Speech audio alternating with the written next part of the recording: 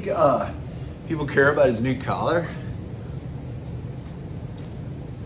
Can they see the collar?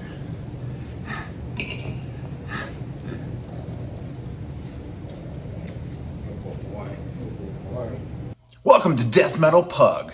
I'm Dillinger Escape Pug. I want to be a rock star when I grow up. The purpose of this is to have fun and talk about music. I'd like to thank Bill Steer for being on last week's episode.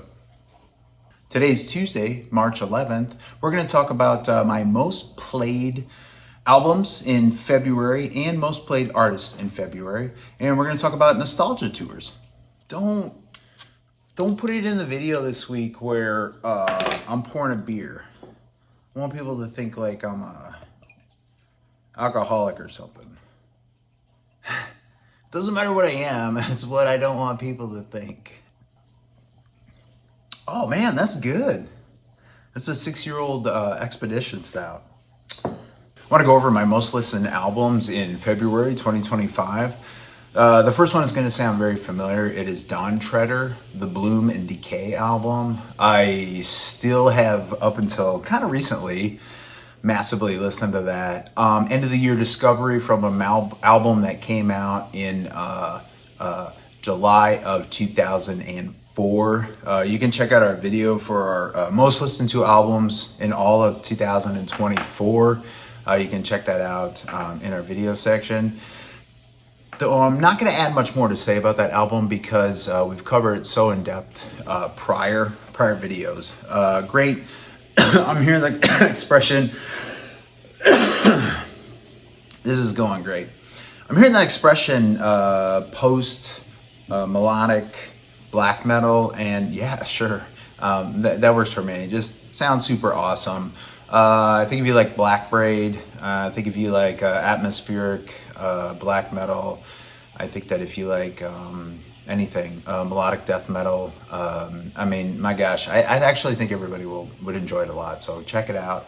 Dawn Treader, Bloom and Decay. We'll put a picture up, I suspect. My second most listened to album in February was Emperor's Anthems to the Walking at Dusk. Anthems. This is an album where I just kind of like will pick it up, or just maybe the like algorithm's trying to feed it to me. Hey, you'll like this. It probably isn't too much separated from the Dawn Treader album, right? And you know, it's hard to put down. It's hard to stop. The first half of that album, you know, great, excellent.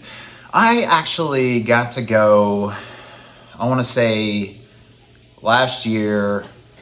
Things get so foggy with timelines and years and stuff, but I got to actually see them on the, I don't know what you call it, as Emperor stopped, but they don't really get going much. So the Emperor tour, where they came back, where they haven't toured or anything for like a decade or something. And even that was pretty sparsely. Got to see him at the Aragon Ballroom in Chicago. Historical place, I think, but you know, Live Nation place now.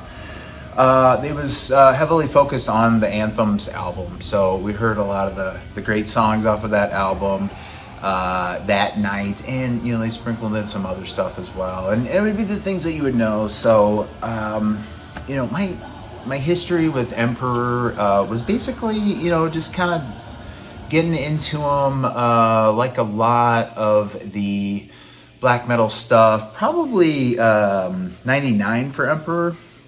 They didn't go first, you know, in that realm of like discovering this type of music. And I think I had listened to them before or listened to them prior at points, but it never clicked with me until, you know, a few years went by. Once it did, oh boy, goodness. I know this album is in their top 2 favorites, and the one prior is usually it's like pick one of them, right?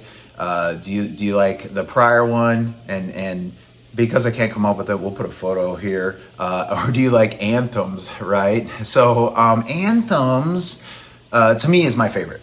It is more guitar driven. That's why it connects with me, and I get more keyboards on the other. So because I lean towards guitar type music, duh.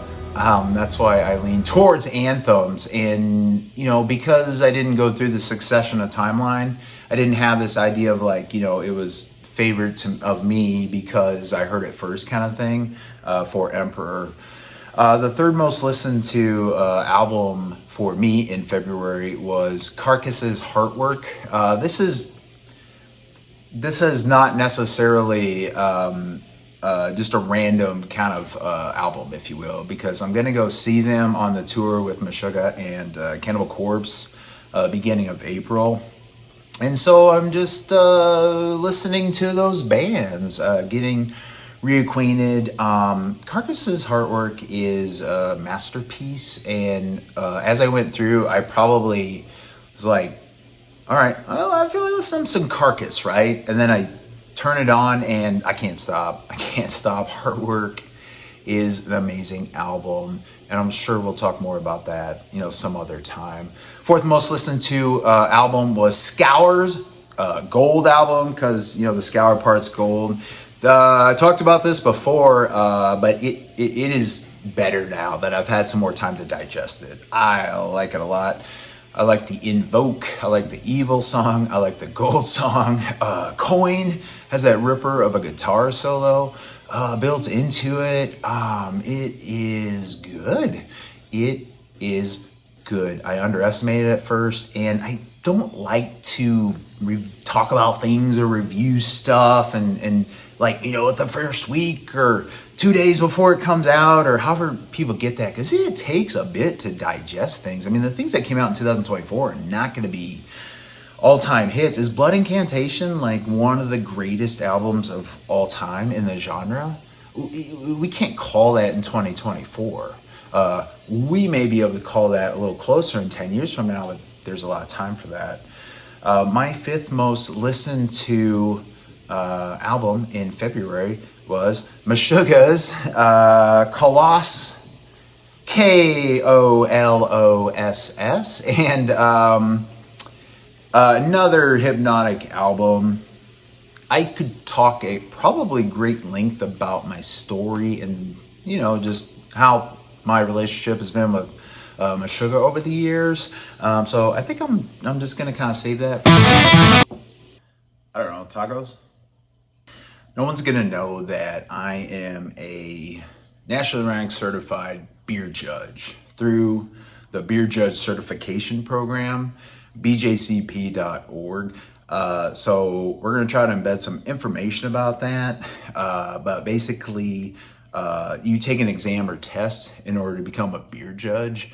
It's a tasting kind of thing. It is a written thing, and it's around the idea of like making beer. So how you make beer, how do you make it better, that kind of stuff, and all the different kinds of style that exist in the world. So that's just another little weird hobby of mine.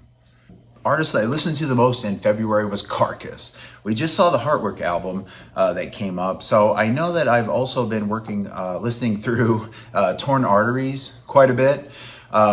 Today, driving back from a beer judging event, I was listening to Necroticism. I would be able to talk at length for many hours about how Carcass has inspired my extreme music listening as a young person, and just what their music is and sounds like. So I'm gonna try to keep this video under 4,000 minutes and just kind of skip over that. Carcass, I've been listening to the Heartwork album as we saw earlier, and listening to Torn Arteries because I'm probably least familiar with that. I need more listens with that, see if there's something that a bit more I can get out of that album, because it's not my favorite, right? It's not my favorite that they've released. My second most listened to artist, and this is not a coincidence because I'm going to the same tour, is Cannibal Corpse. So while I was listening to Cannibal Corpse, there's always a steady amount or diet of that that you have anyway, right?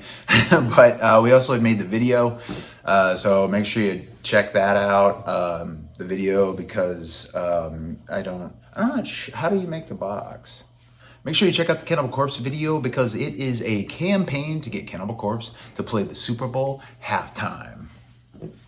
Third most listened to band in February or artist for me was Meshuggah. So I have been cooking through the albums.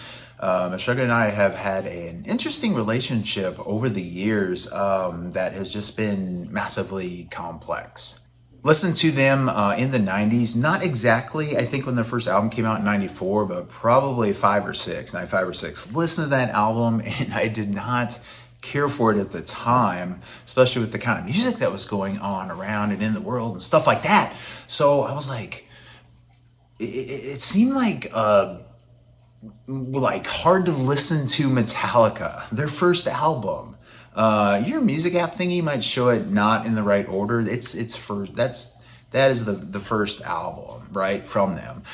It turned me off from them for quite frankly a long time, and I missed the boat on them in a massive way. Now, of course, Obscene, Bleed hit my radar. Everybody's probably most listened to album by them, probably how I have discovered them, all those kind of things. So we saw the prior album too, that I listened to. And Meshuggah, I saw them a couple years ago with Converge, and it's the first time I saw both those bands, to be honest with you. And I know, it's like old, and we'll get to seeing, the oldies here later, if you will. But I missed the genius. I regret that. And, it is difficult. The new album, Immutable, has anybody been able to listen to that whole thing from start to finish?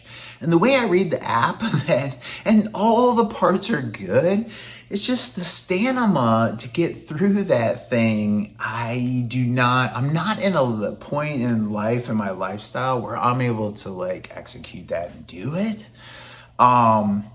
It's like 70 minutes long, and there's a big meditative middle part.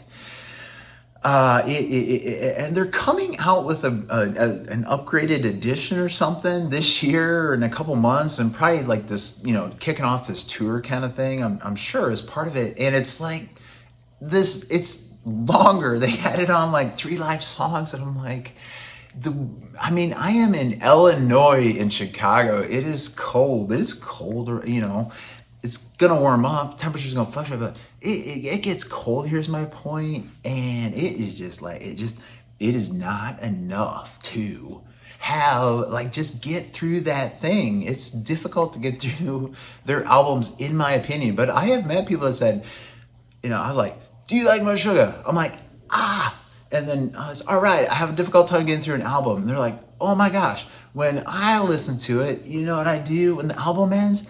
I start the next album. And I'm just like, it's,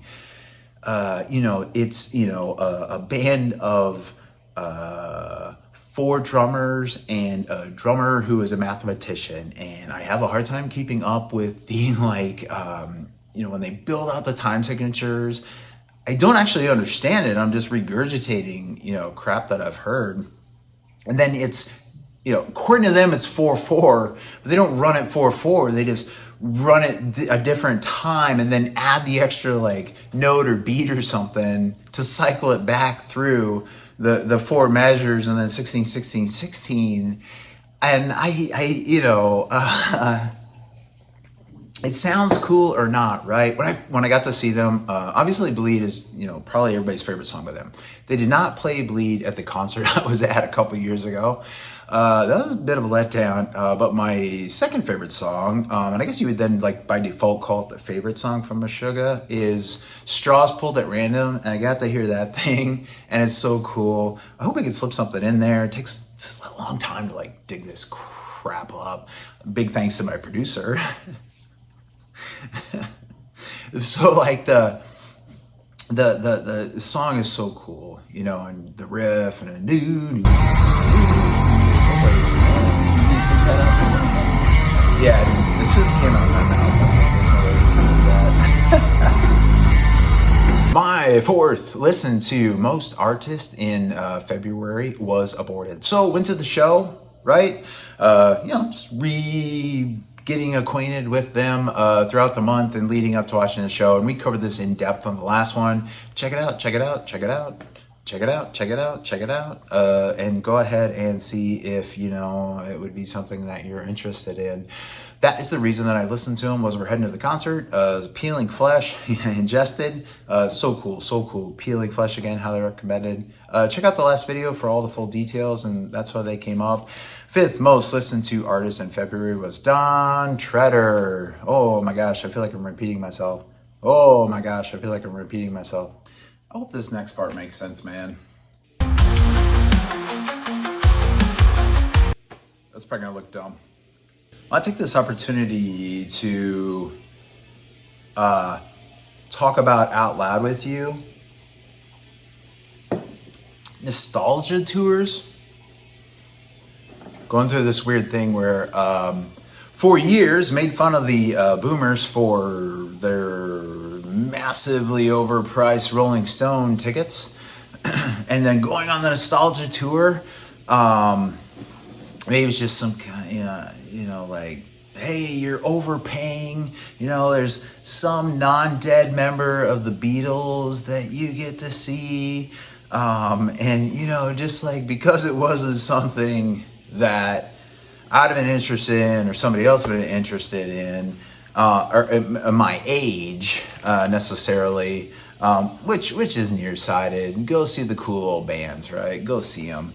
But I, mocked that stuff a little bit, or been like, oh, and that's just how you are sometimes.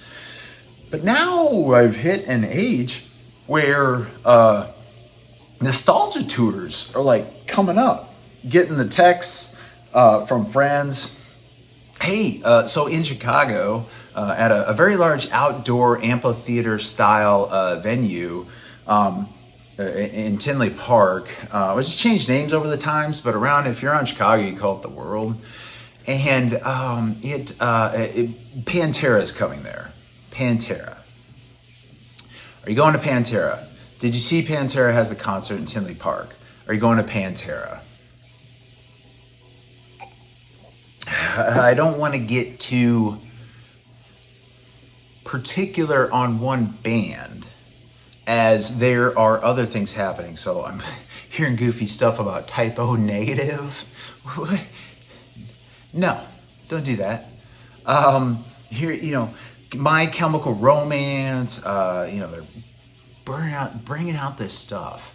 I would say that, the bands that get an exception here are the ones that haven't stopped touring, right? Metallica is not a nostalgic band because they keep going. They're pretty consistent, right? Decently consistent. No huge gaps, I don't think.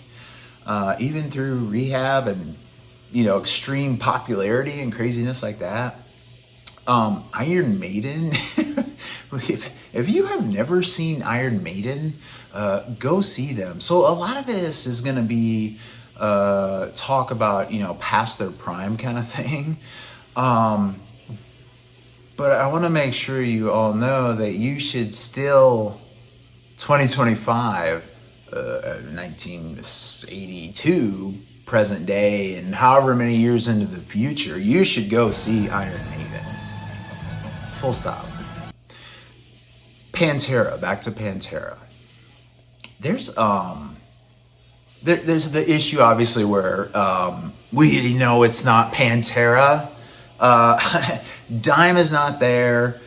Vinnie Paul is not there. And someday I will share with you my deep, cherished relationship with this band and being around them at a very inspirational age, and what was going on in the context of time in this actual lived moment with this type of music, and what is occurring at the same time with other types of music and such, from my perspective. But in how cherished they are is my point.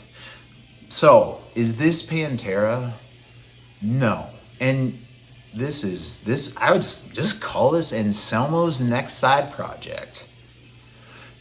there is no disrespect to people that have stepped in, and it is weird to be part of this now. I'm of, hit me in the sweet spot. That's where I rocked in high school, or, around those the kind of really impressionable times with music that I think we all have during that.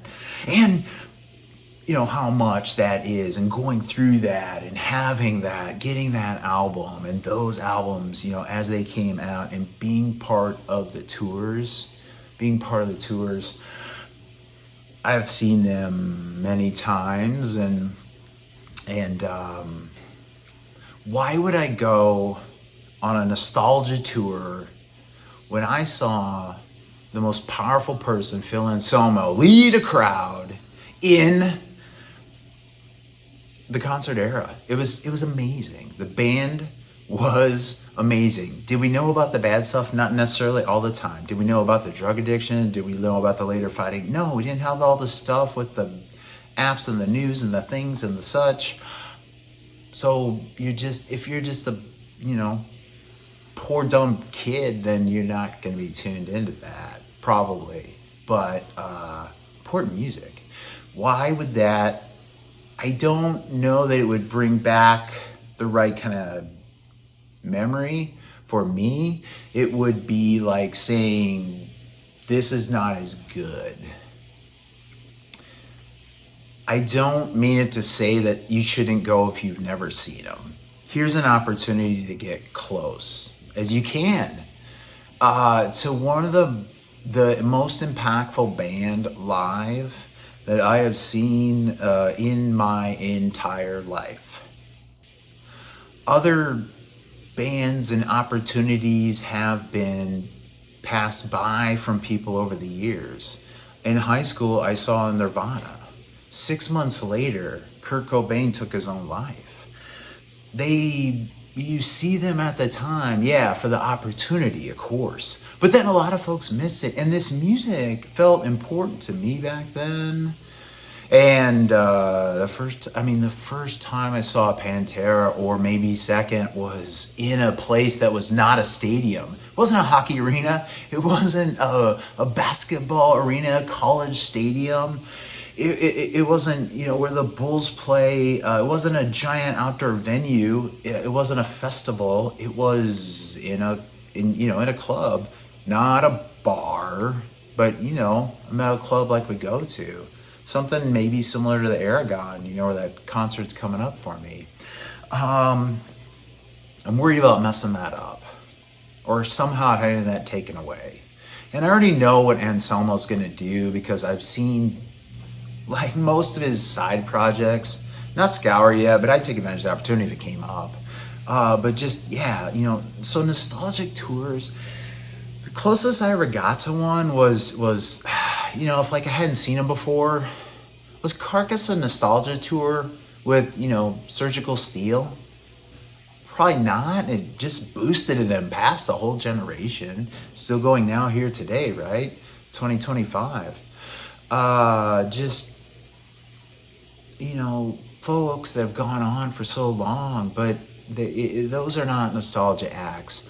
But bands that have stopped or firing back up, they're coming up. Is it something you're interested in?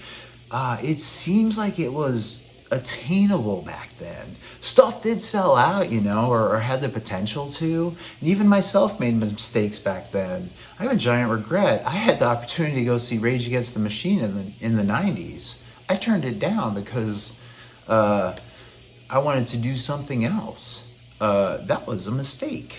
But these things were available, perhaps, right? Stuff wasn't information wasn't accessible back then for us, so it was difficult to kind of find stuff.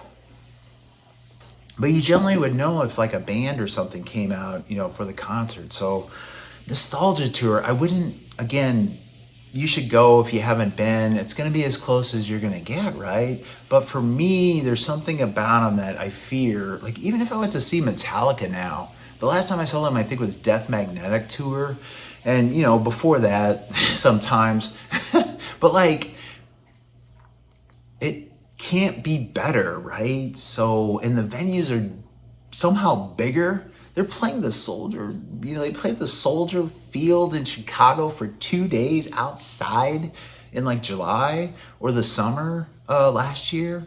Ridiculously huge and big. Why would I do that when I've been so much closer? So much closer. So that is the difficult, I think, dynamic for me, and I think for a lot of folks around nostalgia tours. That's it. That's my local.